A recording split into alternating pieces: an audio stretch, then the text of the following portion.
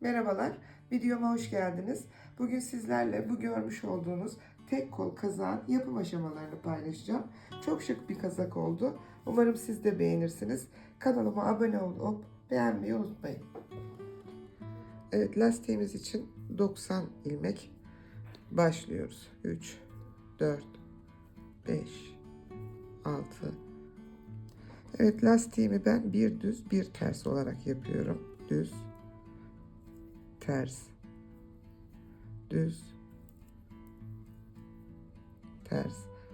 Siz nasıl istiyorsanız iki düz iki ters de olabilir. Bu şekilde lastik kısmımı tamamlayacağım bir düz bir ters olarak.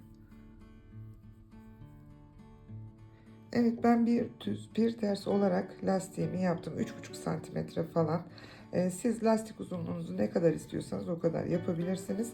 İki düz iki ters de yapabilirsiniz. Ben bir düz bir ters olarak tamamladım. Şimdi bluzumun modeli yok. Düz ve tersten oluşuyor. Ön tarafı düz, arka tarafı da ters olarak ilerleteceğim. Ön tarafta hep düz olarak örgümü tamamlıyorum. Düzler düz, tersler ters. Evet, düz kısmı tamamladım. Arka tarafı da ters örüyoruz. Bütün ilmeklerimiz ters. Düzden düz, arka taraftan da ters olarak tamamlıyoruz. Ben yaparken 3 sağ taraftan 3 de sol taraftan ilmek artırıyorum. Yani 6 ilmek artırıyorum. Nasıl olacak? Düzde şöyle bir el basımı ya da 4 parmak olduktan sonra birer tane iki taraftan artıracağım. Sonra bir 4 parmak daha olduğu zaman birer tane daha. Sonra birer tane daha 6 ilmek artıracağım. O artırımlarda yine sizinle paylaşmaya çalışacağım. Evet, ben şöyle 4 parmak 7 santimetre ördüm. Şimdi hem baştan hem sondan birer tane artıracağım. Artırma işlemini ben bu şekilde yapıyorum. Şöyle çeviriyorum. Şunu buraya geçiriyorum. Bir tane ilmek artırdım.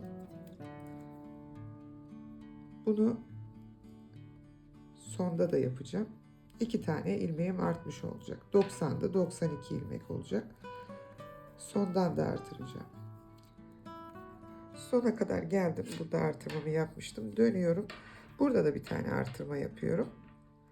Yani bir baştan bir sondan 2 tane artırma yaptım. Daha sonra bu artırmalarımı 2 kere daha yapacağım. Yani sağ taraftan 1, 2, 3, sol taraftan da 1, 2, 3 tane ilmek artırmış olacağım. 90'dı. 96 ilmeğim olacak. Sonra kol ve yaka kesimine geçeceğim.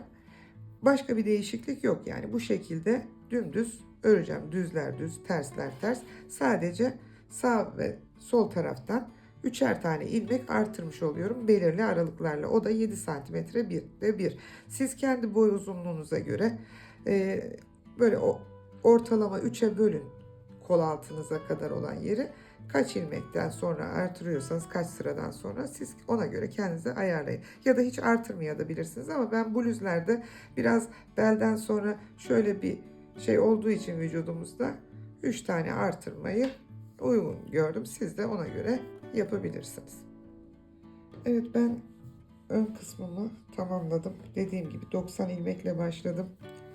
4 parmakta bir, şurada bir, şurada 2, şurada 3. 3 sağ taraftan, 3 sol taraftan 6 ilmeğimi artırdım. 90 ilmeğim 96 oldu. Şimdi kol ve yaka kesimlerine geçeceğim. Evet, ben öreceğim bedene göre boyunu 30 santim yaptım. Kol kesim yerlerine bu şekilde ulaştım. Siz kendi boyunuzun ölçüsüne göre kol kesim yerlerini ayarlayabilirsiniz. Bizim kazağımız tek omuz, tek kollu olacağı için iki taraftan farklı şekilde keseceğiz. İlk başta yani burası şu şekilde çıkacak. Kol ise normal kol oyumu gibi kesilecek ve sonra bırakılacak. Şimdi yaka için olan taraftan kesmeye başlıyorum. 5 tane ilmeği bir seferde keseceğim ilk sırada. 1 2 3 4 5 5 ilmeği kestikten sonra dümdüz diğer tarafı örüyorum. Sona kadar geliyorum.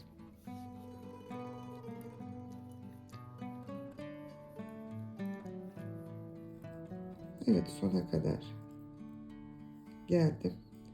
Yaka kolsuz tarafı kesmiştim. Şimdi burası da takma kol olacağı için kol oyuntusunu keseceğim. Tersten kesiyorum burayı da. Dönüyorum. Burada da ilk önce bir 5 ilmek keseceğim. Çünkü kol altından öne doğru bir oyuntumuz var. Onu sağlayabilmek için. Burada da tersten kesme işlemi yapıyorum. Yine burada da 5 tane keseceğim ilk başta.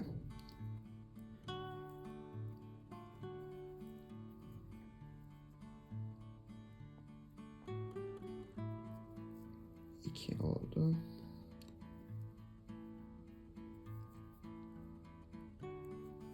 3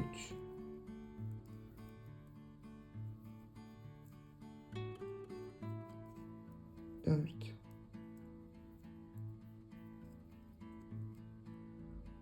ve 5. Burada ilk kısmını tamamladık. Başa kadar ters geleceğim. Yani şöyle göstereyim.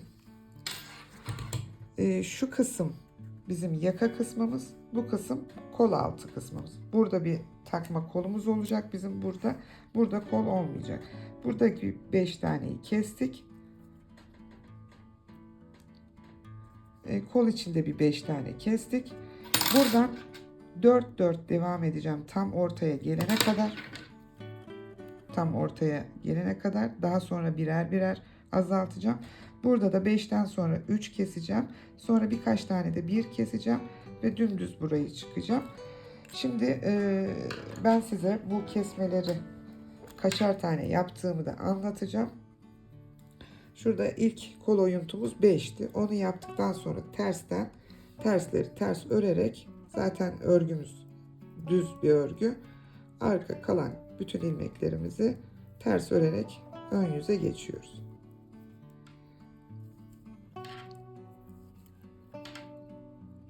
Evet, ters kısmı bitirdim. Tekrar ön yüze geldim. İlk başta 5 kesmiştik. Bundan sonra bu taraftan 4 keseceğim. Ta ki tam böyle ilmek sayımın ortasına gelene kadar. Ve kaç tane kestiğimi de yine sizinle paylaşacağım. Bundan sonra bu taraftan kesimlerim belli bir uzunluğa kadar 4'er olacak. 1 2 3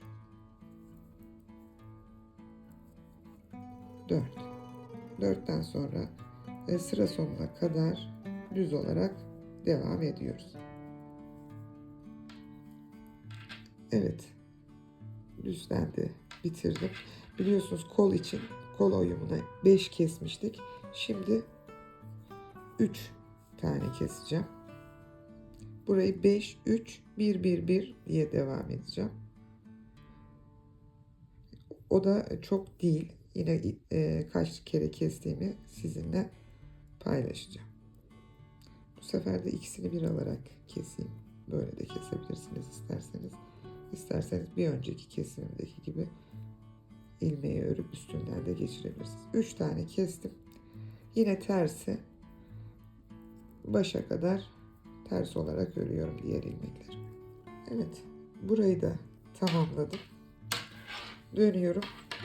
Dediğim gibi tam ortaya gelene kadar buradan artık hep 4 kesmeye devam edeceğim. Yaka kısmı burası.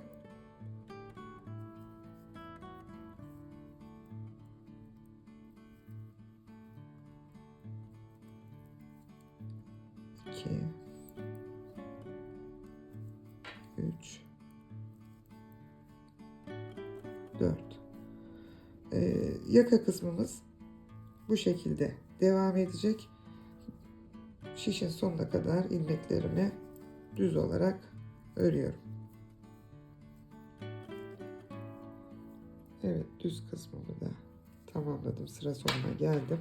Burası kol tarafıydı biliyorsunuz. 5 kestik, 3 kestik. Bundan sonra birkaç tane bir keserek devam edeceğim. Ben kesme işlemim kolda tamamlanınca kaç tane bir kestiğimi de sizlere göstereceğim ve paylaşacağım. Yani kol tarafımdan, kol oyuğundan birer birkaç ilmek daha. Diğer taraf yaka kısmı 4 ortaya gelene kadar bitirdikten sonra sizlerle paylaşacağım bunu. Şimdi bir taneyi kestim. Kalan ilmeklerimi ters olarak örüyorum. Kol kısmı tersten, yaka kısmı düzden keserek devam ediyorum. Evet, ben kol kısmını tamamladım. Kolda önce tersten kestik hep kol tarafını. Önce 5, sonra 3, sonra da 4 tane bir ilmek kestim. Hepsini tersten kestim. Yani 5, 8, 12 tane ilmek kol takacağımız taraf için tamamladım. Artık buradan tersten hiçbir kesim yapmayacağım. Diğer taraf ise yaka için yaptığımız kısma da 5 yapmıştık burada. Sonra 1, 2, 3, 4, 5, 6, 7 kere de dörder kestim. Yani 28, 33 ilmek de bu taraftan kestim. Şimdi kalan ilmek sayım böyle. İlmeklerim bu kadar. Buradan yaka kısmı olan taraftan yine her düze geldiğimde bu sefer birer ilmek keseceğim. Hemen birincisini keseyim hatta. Dörtler bitti artık. Birer ilmek keserek devam edeceğim. Diğer tarafı düz gideceğim. Sonra tersten ters geleceğim. Tekrar düzde bir tane daha keseceğim. Nereye kadar? Omuz için ne kadar ilmek bırakmam gerekiyorsa o sayıya ulaşana kadar her düz sıramda birer kesmeye devam edeceğim. Omuz için sanırım 20 ya da 25 ilmek arası bir sayı olacak. Siz onu kendi omuzunuz ne kadar genişliği ne kadarsa ona göre ilmek sayınızı ayarlayabilirsiniz. Yani bundan sonrası artık sadece yaka tarafından birer kesilerek omuz genişliği ne ulaşılana kadar tamamlanacak.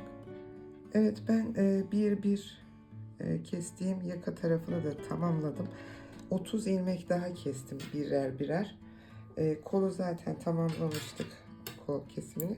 Şimdi burası 21 tane ilmeğim kaldı. Omuz için kesme işlemlerimi yapacağım. Omuzumuz da kola doğru biraz böyle aşağıya doğru meyilli olduğu için eğimli.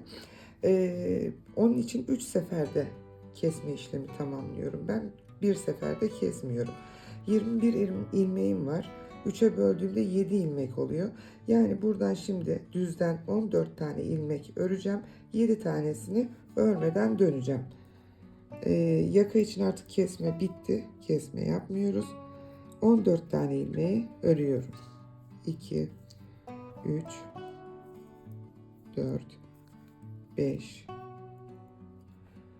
14 ilmeğimi ördüm. Burada 2, 4, 6, 7 ilmeğim kaldı. Bu 7 ilmeği örmeden dönüyorum. Tersten bu 14 ilmeğimi terslerini de örüyorum. Buradaki 7 ilmeğe hiç dokunmuyorum.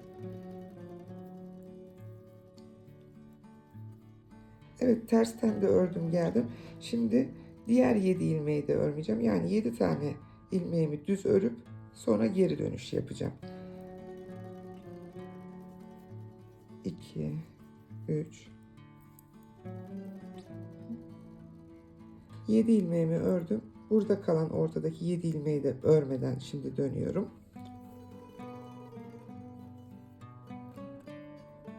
Tersi, bu 7 ilmeğin tersini de tamamlıyorum.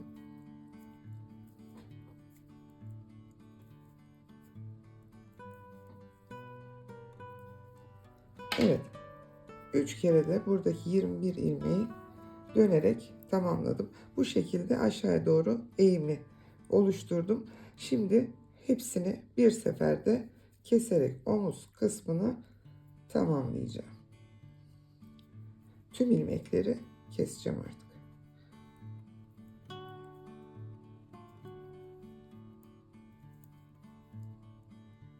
Evet, kesme işlemimi tamamladım. Omuz da bitti. Bu kısmımızı, bu parçamızı bu şekilde tamamlamış olduk. Ben ön tarafı bitirmiştik. Arka tarafı da aynı şekilde yaptığım için onları sizinle paylaşmadım. Arka tarafı da 90 ilmek lastiğime bir düz bir ters olarak yaptım.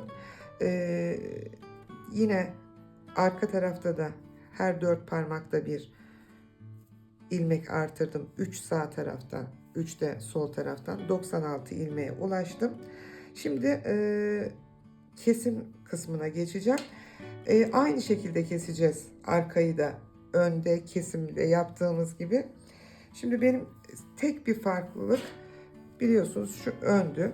Önde yaka kısmını sağ taraftan, koltuk altı kısmını sol taraftan kesmiştik. Bunlar üst üste geleceği için ön ve arka. Burada sadece farklı olan yaka kısmını arka taraftan, kol kısmını ön taraftan keseceğim. Yani tek farkı bu. Bir kez daha gösteriyorum. Ön kısımda yakamız sağ taraftan oyuldu. Kolumuz sol taraftan.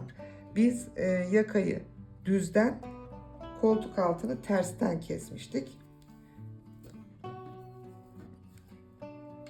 Arkada ise koltuk altını düzden, yaka kısmını tersten keseceğiz. Kesme işlemleri yine aynı şekilde olacak. Hiçbir fark yok. Aynı ilmek sayısıyla keseceğim. O yüzden bunu sizlerle paylaşmıyorum. Sadece tek fark, dediğim gibi, önde düzden kestiğimiz kısım yaka kısmıydı. Arkada düzden kestiğimiz kısım koltuk altı kısmı olacak. Evet, bir ilk kesimlerimi ben sizlerle yine birlikte yapayım. Ona göre diğer kısmı da aynı şekilde devam edeceğini biliyorsunuz. Dediğim gibi önde düzden kestiğimiz kısım yakaydı ama biz arkada düzden kestiğimiz kısım kol kısmı olacak. Kolu keserken 1, 2, 3, 4, 5. Biliyorsunuz önde de kolu 5 tane kesmiştik ilk önce. Sonra 3, sonra 4 tane de 1 kesmiştik. 5'imizi kestik. Diğer kalanları sonuna kadar düz örgü olarak örüyorum.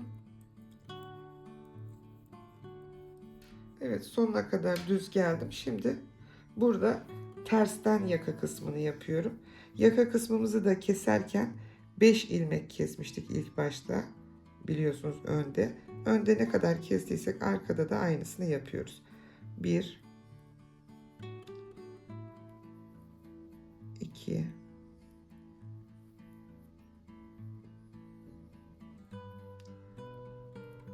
3,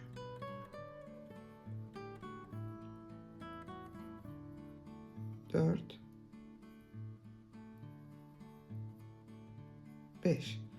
Yaka kısmını arkada gördüğünüz gibi tersten kesiyoruz.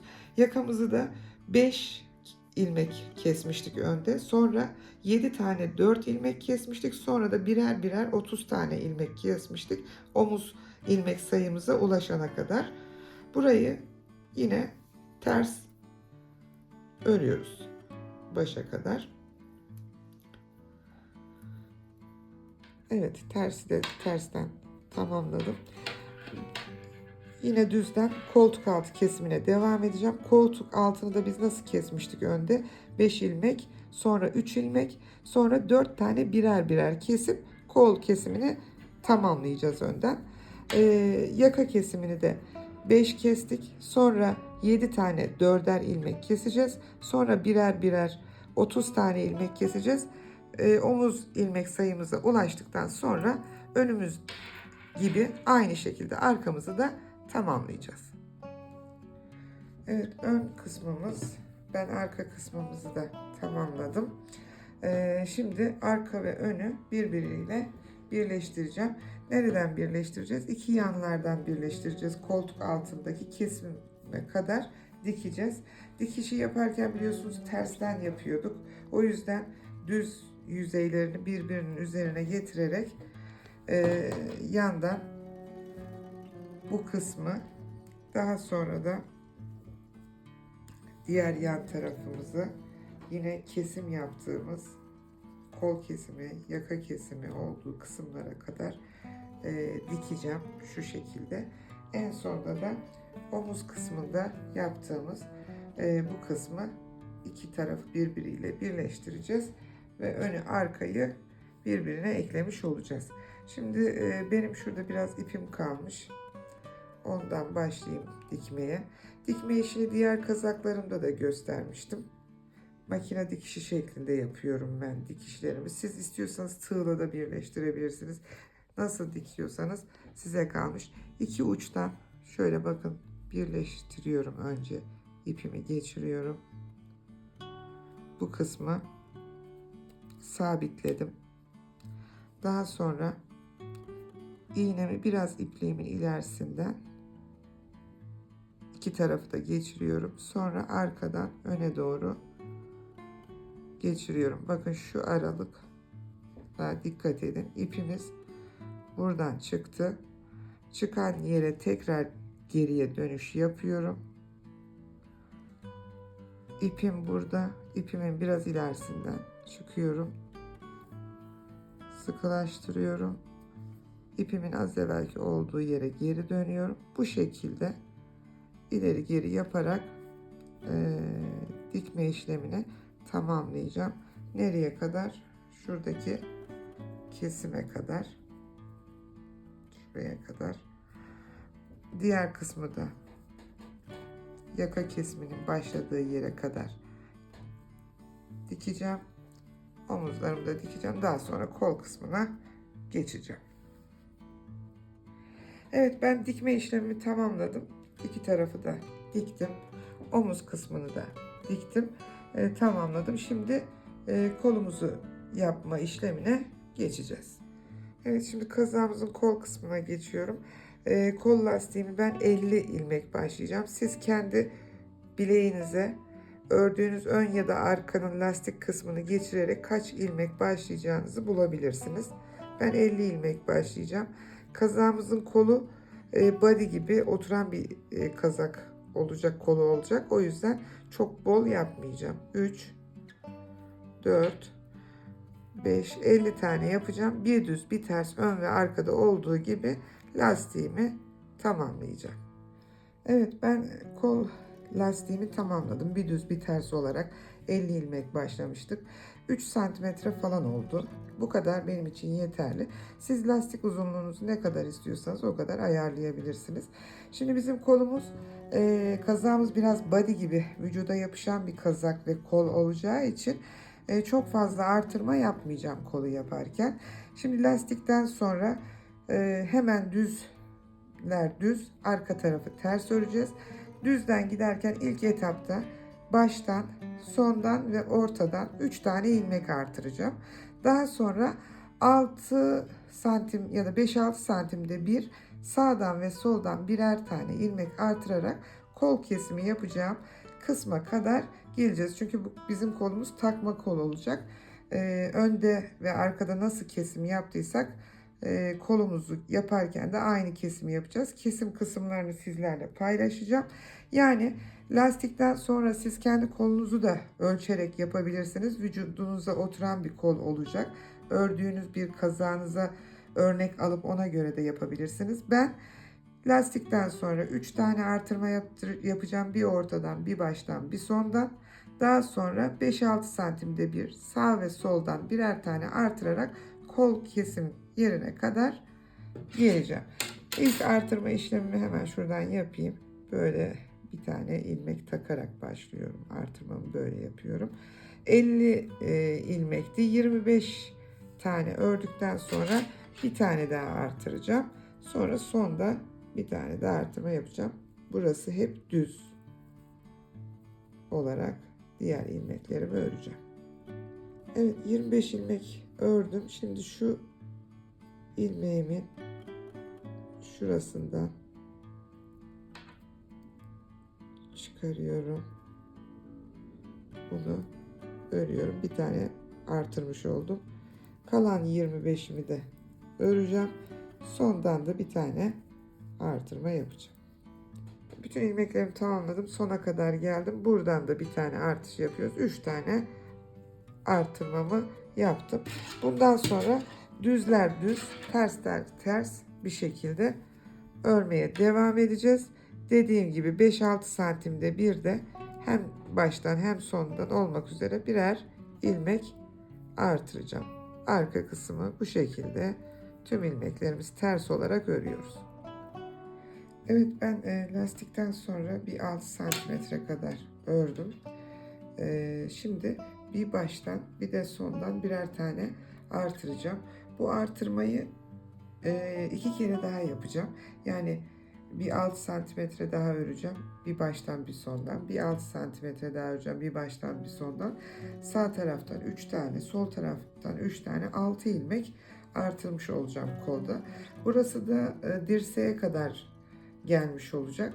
Dirsekten sonra örneğimi örnek kol olarak aldığım koluma ölçeceğim. Ona göre ya bir ya iki kere daha artışımı yapacağım. Onları sizinle paylaşırım.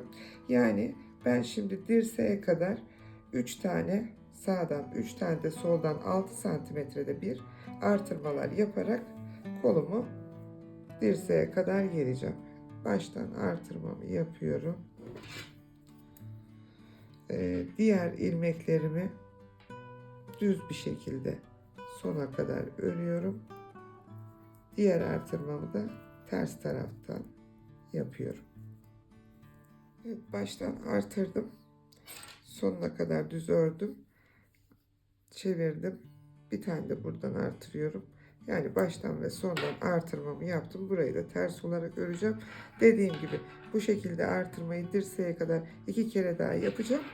Daha sonra kol genişliğine bakarak karar vereceğim artırıp artırmayacağıma.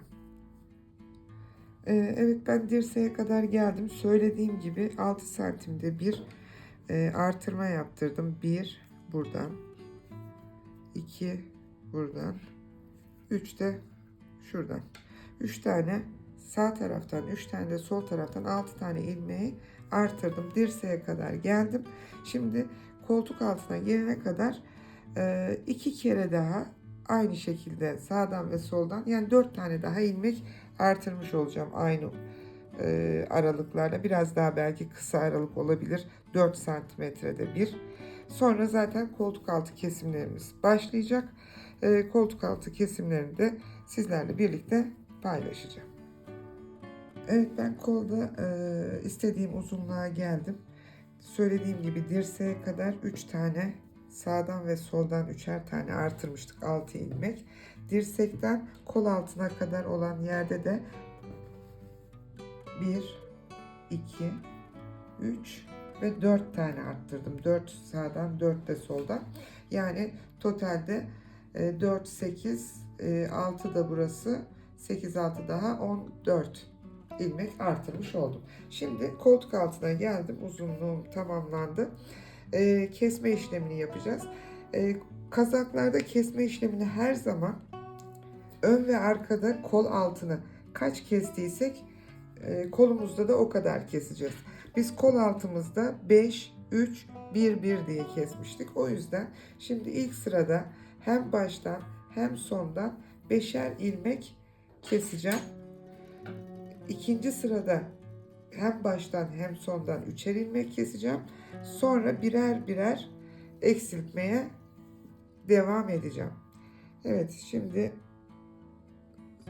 baştan kesme işlemine başladım. 1, 2, 3, 4, 5. Burası tamam. Şimdi düzü tamamen düz öreceğim. Tersten de diğer 5 ilmeğimi keseceğim.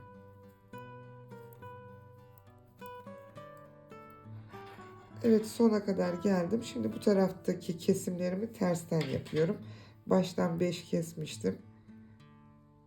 Sondan da tersten 5 ilmek keseceğim. 1, 2, 3, 4, 5. 5 ilmek de buradan kestim. Şimdi terslerimi tersten öreceğim. Düze kadar geleceğim. Evet, ön kısma geldim. 5 kesmiştik. Şimdi her iki taraftan da 3 keseceğiz. Çünkü ön ve arkada da bu şekilde kestik kol kesimini. Mutlaka kazaklarınızda ön ve arkada kaç kesiyorsanız kol kesimini de takma kollarda aynı sayıyla yapın. 2, 3. Şimdi 3 tane kestim. Düzden öreceğim. Diğer tarafın kesimini tersten 3 tane olarak yapacağım. Evet, kestim. Düzü ördüm. Arka tarafa geçtim. Buradan da şimdi 3 tane keseceğim. Kolda mutlaka her iki tarafta da aynı kesimi yapmamız gerekiyor. 1, 2, 3. Şimdi kalan ilmeklerimi ters başa kadar geliyorum. Evet, ben kolu da gelmem gereken yere kadar geldim. Ön ve arkada ne kadar kestiysek kolda da aynısını yaptık. İki taraftan önce 5, sonra 3, sonra birer birer 4 tane kestim. Diğer kısmı düz ördüm. Normal başka kazak kollarında buradan da birer birer keserim normalde. Fakat bu tam yapışan bir vücuda yapışan bir kol olacağı için zaten küçük başladığımdan buradan bir kesmeden devam ettim. Sadece önde ve arkada kestiğim gibi kesmeler yaptım iki taraftan. Şimdi şöyle ölçtüğümüzde burası biliyorsunuz önümüzün kolu. Kolumuz şöyle omuzdan şu kadar, hatta santimetre olarak da ölçüm size söyleyeyim. Bu kadar kalana kadar örüyoruz. 5-6 santimetre, 6 santimetre diyelim. Bu kadar kalacak. Kolumuz burada. Buraya kadar geliyoruz. Şey yapmadan, kesme işlemi yapmadan geldim. Başka kollarda, daha kalın kazak kollarında buradan da birer birer kesmeye devam ediyorum. Şöyle, neden burayı bıraktık? Biliyorsunuz şu şekilde bir kesim yaptık kazağımızda. Şimdi kolumuzu biz aynı şekilde böyle kestik. Şu yukarı kısmı oval bir şekilde bitireceğiz. Kapatacağız bu şekilde. Şu yukarı kısmı. Bu yukarı kısmın yarısı da bizim burada eksik kalan kısmımıza dikilecek. O yüzden şu kadar 5 ya da 6 santimetre kadar örmüyoruz. Burası bizim şu oval şimdi yapacağımız kısmın yarısına denk gelecek şekilde olacak. Şimdi biz kolumuzun bu kısmını oval bir şekilde yapmak için kenarlardan kesme işlemleriyle hem öreceğiz hem kesme işlemimizi tamamlayacağız. Önce birer tane ilmek keseceğim. İki taraftan da yani 4 tane birer ilmek keseceğim. Başlıyorum. 1 kestim. Kalanı düz öreceğim. Sona geleceğim. Bir tane daha keseceğim. Bu şekilde 4 kere 1 keseceğim. Daha sonra artıracağım ilmek sayısını, kestiğim ilmek sayısını sizlerle paylaşacağım. Burayı sona kadar düz örüyoruz artık. İlk baştan bir kestim. Düzden ördüm, geldim, terse döndüm. Arkadan da diğer kol tarafına bir kesimimi yapıyorum. Sonra tersleri başa kadar ters örüyorum. Bu işlemi 3 kere daha yapacağım. 4 tane bir keseceğim. Evet, 4 tane bir kestim. Şimdi baştan ve sondan ikişer ilmek keseceğim. 1 2. Şimdi sona kadar gideceğim. Sonda da 2 ilmek keseceğim. Tersten de 2 tane kesiyoruz. Çünkü kol kesimlerinde iki taraftan da aynı şekilde kesiyoruz.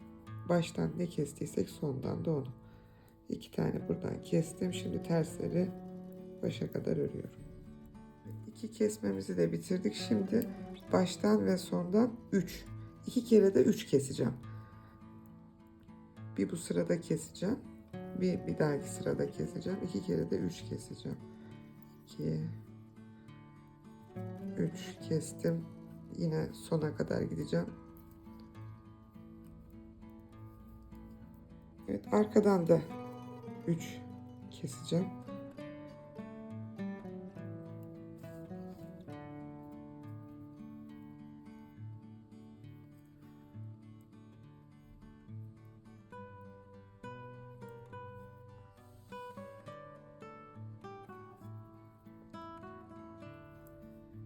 İki, 3. Şimdi yine tersleri ters geleceğim. 1 3 daha keseceğim. Sonra sizlerle paylaşacağım. Evet, 4 tane 1, sonra 2, sonra 2 kere 3 ilmek kestik. Artık son sıralardayım. Bu sırayı bir düz öreceğim. Bir ikisini bir alacağım. Yani bir keseceğim. Bir düz öreceğim. Bir ikisini bir alacağım. Yani ilmek sayımızı yarıya düşürüyoruz. Bir düz öreceğim. Bir ikisini bir alacağım. Sonuna kadar bu şekilde gideceğim. Düz, kes, düz,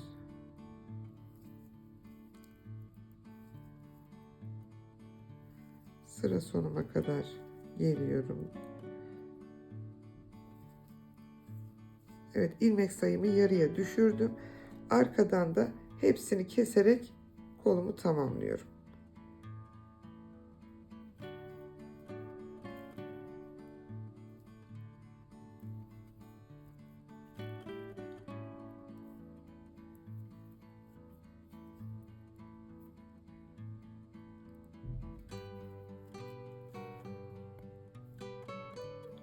Evet, tersten de tamamını keserek geldik. Buradan ipimi koparacağım.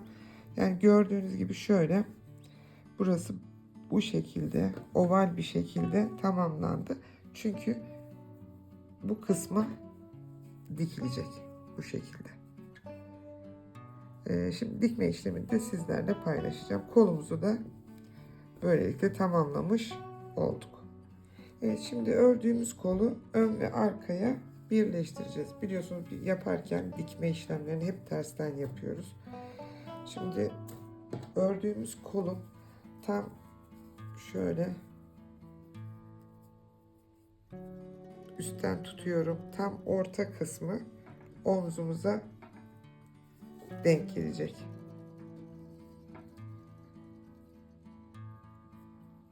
Buraya bir iğneyle tutturuyorum o kolu. Tam ortası, yuvarlak bir şekilde kestiğimiz o tam orta omuz kısmına denk gelecek. Diğer kısmı zaten şöyle bakın. Şuradan bu şekilde kol oyuntusu olan kısımlara gelene kadar böyle bu taraftan. Diğerini de arka taraftan tamamlayacağız. Şimdi ben bu ortayı iğneledim. Kol oyuntusundan başlıyorum dikmeye. Evet, önümüzün şuraya bakın, diktiğimiz yer tam oradan oyuntuya getirdim. Kolumun oyuntusunu düzler iç içe, düz kısımdan dikiyorum. İğnemi geçirdim. Dikme işlemini anlatmıştım zaten. Nasıl yaptığımı makine dikişi şeklinde. Buradan geçirdim. İpliğimi çekmişim. Evet. İpimiz buradan çıkmıştı, görüyorsunuz. Geriye dönüyorum. Geriden batıyorum. İpimizin ilerisinden çıkarıyorum. İpin tam çıktığı yerden, bu ipimizin gerisi az evvel çıkarttığımız ipin üstünden batırdım. Yine ipimizin ilerisinden çıkarıyorum. Bu şekilde bakın, bu kısmı tamamlayacağım. Şurası tam orta kısmı. Sonra diğer tarafı da arka tarafa aynı kol oyuntusuna kadar ekleyerek tamamlayacağım. Sonra kolu kendi içinde dikeceğim. Bunu da size göstereceğim. Ben şimdi şu omuz kısmını halledeyim. O kısmını da size paylaşayım. Evet, omuz kısmında ön tarafla kolumuzu arka tarafla da ön tarafla da birleştirdik. Tam başladığımız yere geldik. Başladığımız yerde de kolumuzu böyle düzleri içe gelecek şekilde aşağı lastiğe kadar dikme işlemine devam edeceğiz. Şuradan itibaren tam burası koltuk altı. Buraya kadar zaten birleştirdik ön ve arkayla.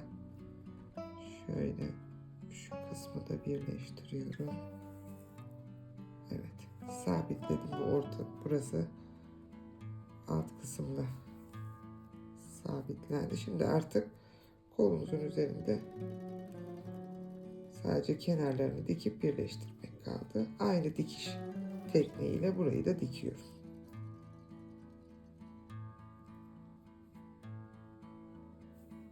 Evet, kolu da diktim.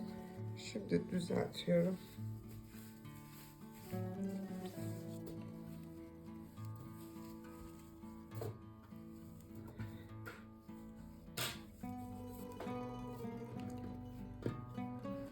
Evet.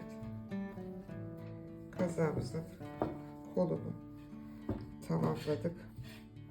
Sadece şimdi yaka kısmı kaldı. Buraya da ince bir lastik yapacağım. O lastiği nasıl ayarlıyorum?